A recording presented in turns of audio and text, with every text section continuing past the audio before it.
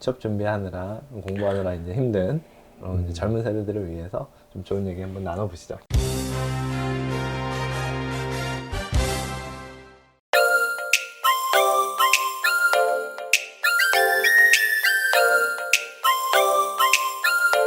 아무 신경 안 쓰고 할 수 있는 것 중에 여행이 있어요.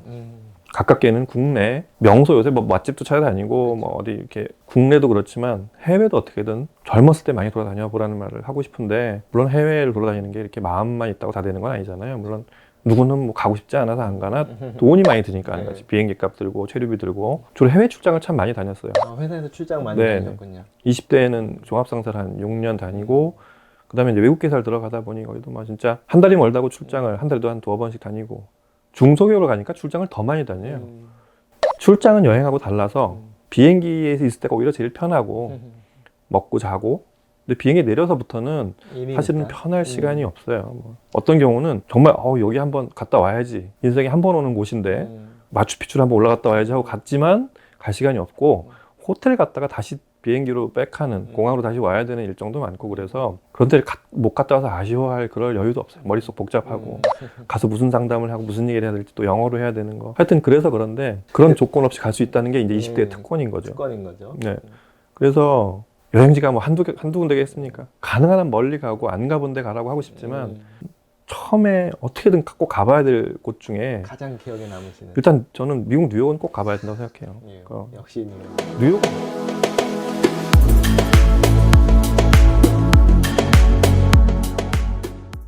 뉴욕은 왜 가봐야 되냐면, 가장 오래되면서 도시 기능을 주거 환경과 상업 환경, 그 다음에 기타 문화 환경을 한꺼번에 묶어놓은 정말 좋은 샘플인 것 같아요. 그것도 작은 규모도 아니고 큰 규모로. 흔히 여행 가서 견문을 넓힌다고 하잖아요. 그렇죠. 좋은 샘플이 되는 곳이네요. 그렇습니다. 예. 소위 아이비리그 대학교도 한 두 군데 정도가 있고, 브로드웨이 모든 공연들 그런 걸 볼 수 있는 곳이기도 하고, 그 다음에 뭐 먹을 거 입을 것들의 총 본산이기도 하고, 그 다음에 정말 오래된 100년 이상 된 건물들과 새로 막 지은 건물들, 그런 걸 아주 자연스럽게 섞어놨어요.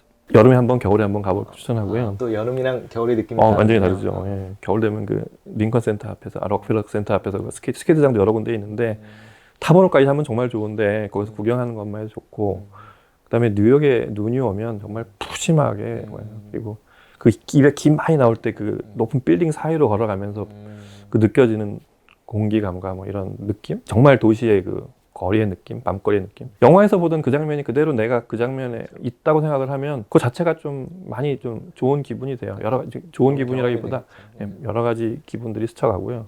여름에 가면 또 바로 또 바닷가잖아요. 먹을 것들과 구경거리들이 좀 많습니다. 또 그리고 사람들 구경하는 것도 재밌어요. 그 사람들 구경하고 굉장히 다양한 복장과 이 차림새들이 있어서 하여튼 뭐 뉴욕을 갔다 오면 살다 온 사람은 말할 것도 없고, 이 마인드가 조금씩 변해요. 자기 복장도 조금씩 변하고, 하고 다니는 것도 좀 변하고, 자기도 모르게 그런 변화가 좀 있어요. 뭐 좋고 나쁘를 따지기 전에 그런 변화가 있는 거라고 생각이 되고요.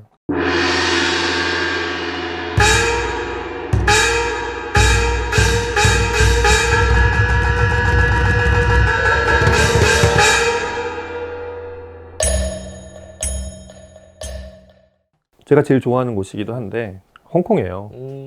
홍콩은 비행기로 한 4-5시간이면 가는 거리에 있고, 비용도 얼마 안 들 거예요. 처음에 가보고 놀란 게 롤스로이스 매장을 처음 봤어요. 롤스로이스라는 차를 처음 보는 곳이 거기기도 하고, 근데 더 놀라운 거는 세계 최고급 차인, 제일 비싼 차인 롤스로이스 매장 위에 이 빨래를 걸어놨어요. 이렇게 쭉 장대를 이렇게 널어가지고, 저게 어떻게 가능할까? 홍콩의 재미가 뭐냐면 그 날것 있잖아요. 원래 가공되지 않은 거를 그 자체가 문화화된 거예요. 그 영국이 개척하면서 생긴 시스템을 그렇게 이렇게 막 억지로 자기 쪽으로 다 바꾸질 않고, 자기 사는 곳 딱 그런 거주 지역 외에는 그대로 살려놨다는 게 그게 홍콩의 매력인 것 같아요.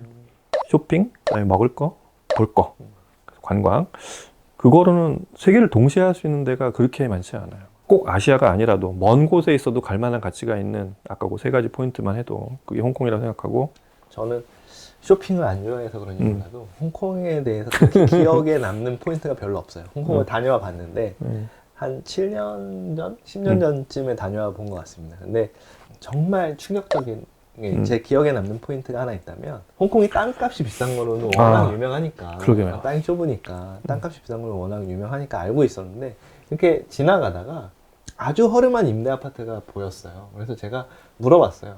저기는 싸겠지라는 의미로 물어봤어요. 저기 정도면 집값이 얼마냐 했는데 돌아온 답변이 이미 7, 8년 전인데 20억이었어요. 그 열 몇 평밖에 안 되는 임대 아파트가 한 칸에 20억. 그래서 와, 이게 진짜 말도 못하게 여기가 집값이 비싼 곳이구나.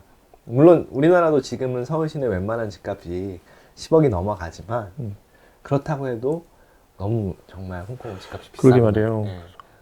홍콩 절실히 느끼고 왔습니다.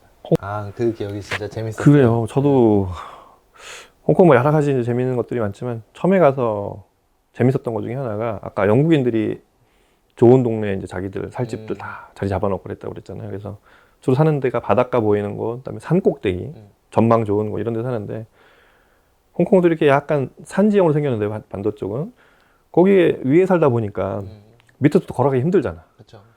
차로 언덕으로 올라가기도 길도 좁고. 그래서 뭘 만들었냐면 소위 미드 레벨 에스컬레이터라고 그래서 에스컬레이터로 쭉 좀 무식한 방법. 영국인들이 좀 그런 게 좀 있어.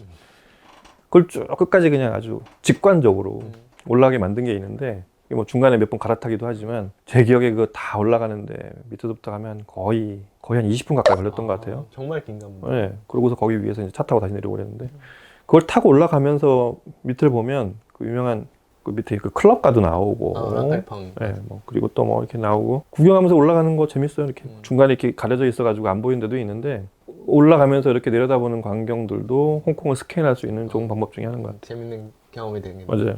그래서 여행은 뭐 여행지가 뭐 한두 군데겠습니까? 그렇죠. 근데 처음에 가보는 여행지 조금 더 그리고 또 도전을 해볼 만한 여행지 중에 가치 있는 데를 두 개를 꼽자면 우선 뉴욕하고 홍콩 정도를 젊었을 때 꼭 가봤으면 좋겠다 이렇게 생각합니다.